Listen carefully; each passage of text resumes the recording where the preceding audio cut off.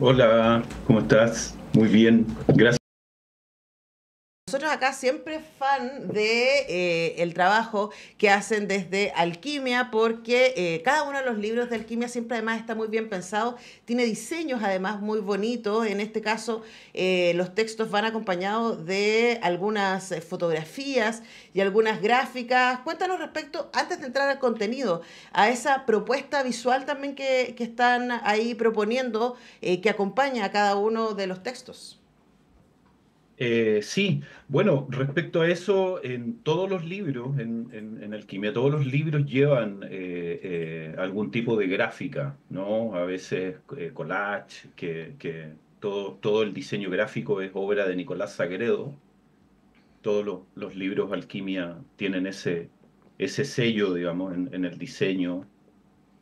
Y claro, todos llevan gráfica y también nos gusta la idea de tener otros colores a veces, quiero decir, por ejemplo, alguna página, alguna portadilla negra, ¿no? Con las Ujú. letras en blanco, generar esos contrastes.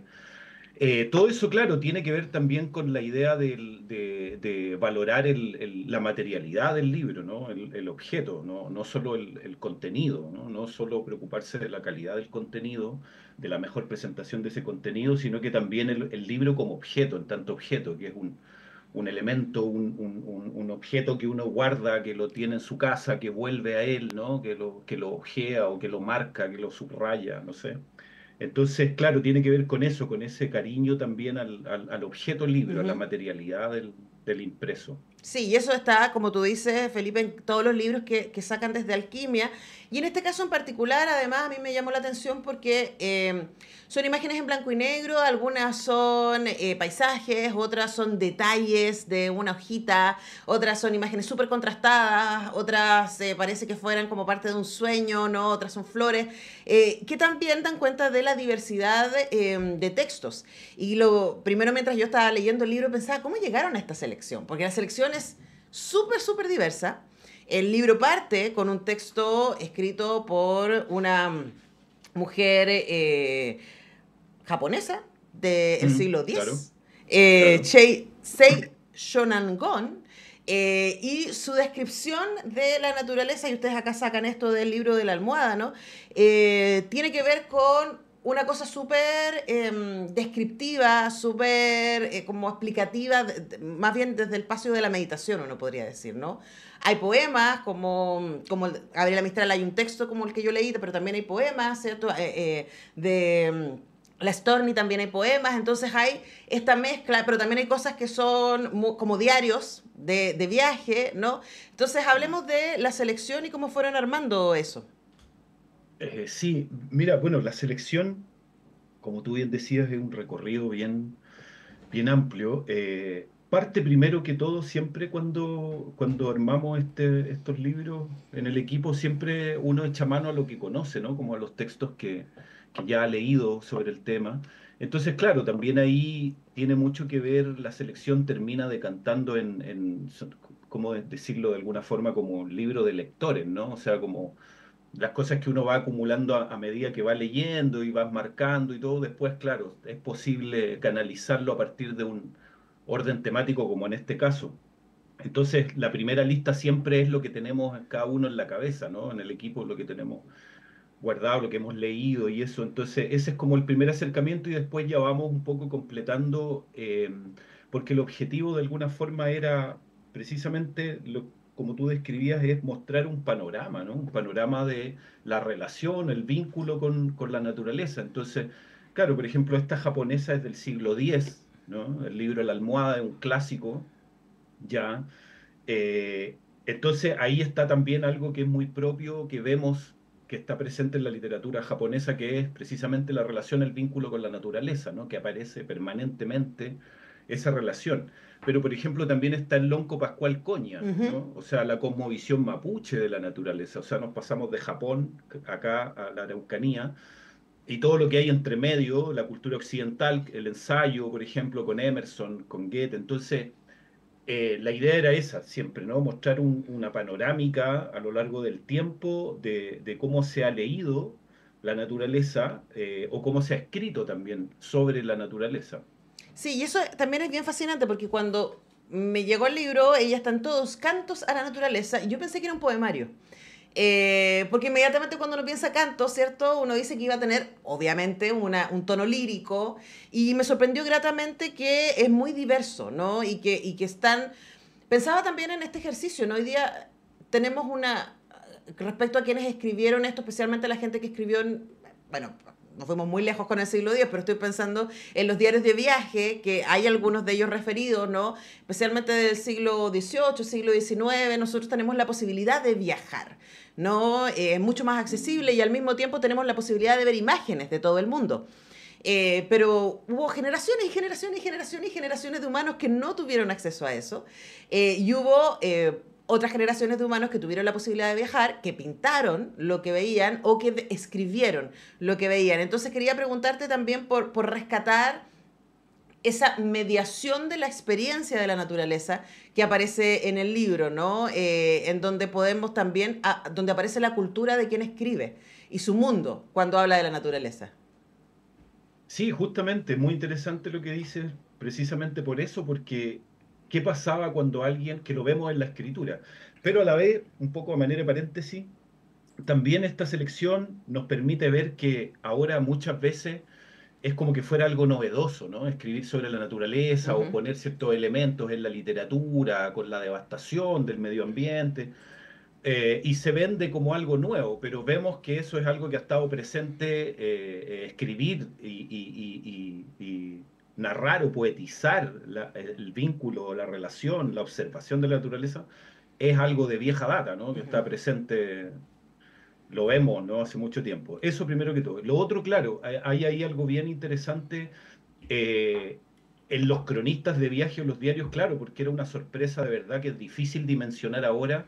Si tú habías vivido, por ejemplo, en un clima frío, ¿no? Toda la vida y pasar a un clima tropical, ponte tú, ¿no? O sea, Ujú. donde cambia no solamente el clima, sino que también la vegetación, ¿no? Los colores, los olores. Entonces, claro, ese registro está.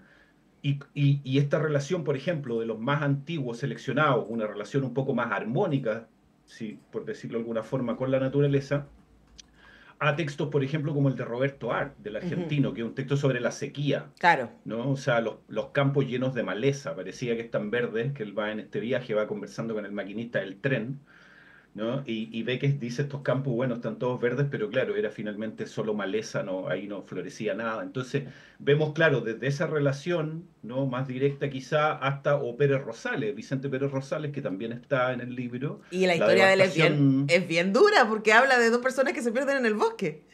Claro, y además de pasada, claro, o sea, ya de alguna manera la devastación del bosque nativo en el sur, o sea, un tema que viene también hace mucho rato y él menciona también eso un poco, la tala del bosque nativo en el sur de Chile.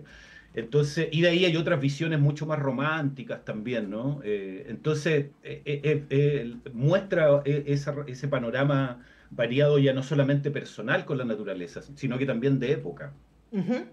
Ahora, estamos conversando con Felipe Reyes, coeditor del libro Ella está en todos, publicado por Alquimia Ediciones, que también va en la línea, ustedes sacaron un libro antes, No dejes de escribirme, que así se llama el libro, en donde también hay una colección de textos, ¿no? Y quería preguntarte, y que dije, es como el hermano de esto en mi biblioteca están juntos, que Justamente. también son textos, en este caso cartas, de vínculos profundos, de gente muy famosa, pero que le escribe a sus íntimos, ¿no? Y me pareció que era muy lindo el cruce entre estas dos colecciones de textos que están proponiendo desde Alquimia. Háblanos respecto a ese ejercicio que a ustedes como editorial les interesa.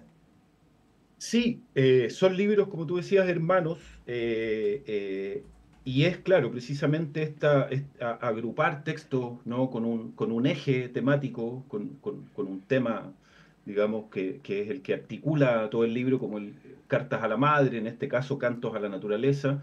Y sí, nos interesa mucho ese tipo de libro, ¿no? Que nosotros sentimos que ese tipo de libro es finalmente una puerta de entrada, ¿no? Como una Ujú. invitación a profundizar en un autor, en un tema. Entonces nos gustan mucho esos libros que son temáticos, ¿no? Y que permiten abrir distintas ahí como rutas de lectura, ¿no? Como poesía, ensayo, o a veces el diario, que también está en el caso de Ella está en todo. Entonces, eh, eh, tenemos en la editorial, claro, pensado seguir explorando esa línea, digamos, de publicaciones. Ahora, recuerdo que, bueno, cuando salió No dejes de escribir, me salió cerca de mayo, había una cosa ahí como vinculada con el Día de la Madre y bla, pero yo pensaba la urgencia de leer Los cantos a la naturaleza, ¿no? ¿Cuál es la contingencia que puede tener este libro en una sociedad que se sostiene en la depredación, ¿cierto? Y que ha negado mucho, y me llamó mucho la atención a propósito de que tú lo nombraste también, y que es el segundo texto del libro, del lonco Pascual Coña, que... está escrito a finales del siglo XIX y él es un lonco que lo sacan, ¿cierto? Del Gualmapu, lo llevan a la vida en sociedad, entre comillas, y después él vuelve. Entonces su texto es muy interesante porque es un texto que está en tensión respecto a lo que él vio y a lo que él es, ¿no? Y describe el mundo mapuche, ¿no? Y la relación con la naturaleza, que es central en esa cultura, y también como él lo está viviendo ahora desde la mirada de los, vamos a decir entre comillas, republicanos, chilenos, Winca, ¿no? Entonces también preguntarte por esa tensión, pienso en ese texto en particular porque me parece que es muy transparente con este tiempo, ¿no? Como cuál es la manera en que nos relacionamos y dónde tenemos nuestros valores en respecto a la naturaleza y por qué Cantos a la Naturaleza, Ella está en todo, se llama el libro, sería contingente de leer hoy día. Sí, Ella está en todos. El título del libro es un verso de un poema de Emily Dickinson, incluida también en este libro, y Ujú. justamente habíamos hecho a principios de este año, publicamos una antología de Emily Dickinson que son poemas a los pájaros y la naturaleza también, ¿no? Y también está incluida en este libro.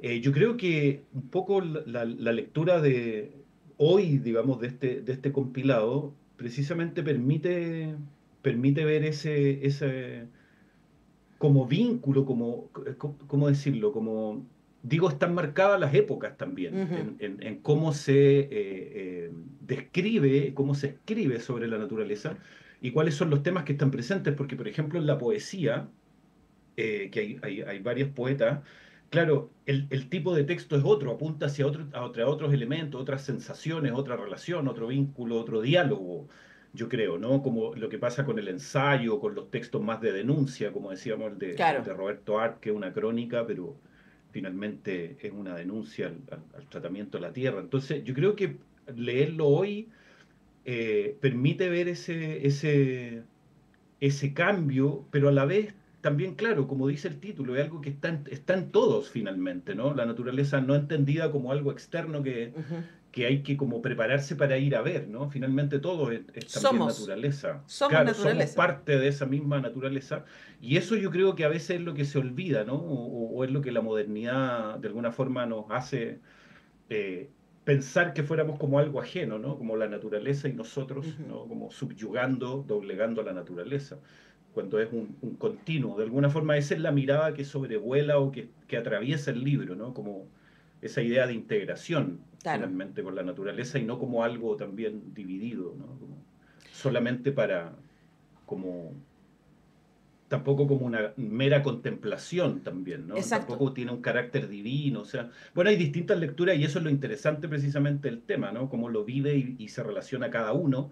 Y yo creo que es lo mismo que pasa con el libro, ¿no? O sea, cada uno lee, hace su lectura a partir de lo mismo con los textos que le gustarán más y otros. Yo creo que eso también tiene que ver con, claro, la relación que establece cada uno con la naturaleza, con lo que lo rodea.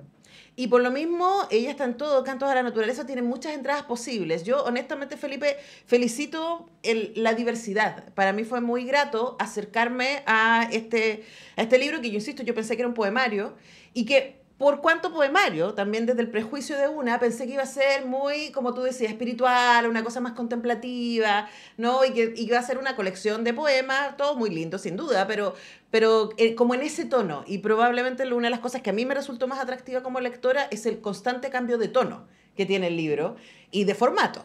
Y además claro, que él, que como habla mucha gente muy distinta, hombres y mujeres de distintas culturas en distintas épocas, también su acercamiento al tema es muy diverso y eso está muy entretenido de leer. Así que ya lo saben, ella están todos cantos a la naturaleza de Alquimia, además con esta hermosa portada verde que tiene ahí los nombres de los autores y autoras de los textos que van a encontrar acá. Está en librerías, lo pueden encontrar también a través de las redes de Alquimia. Hemos conversado con su coeditor, Felipe Reyes. Felipe, siempre un placer conversar contigo. Usted sabe que esta es su casa. igualmente.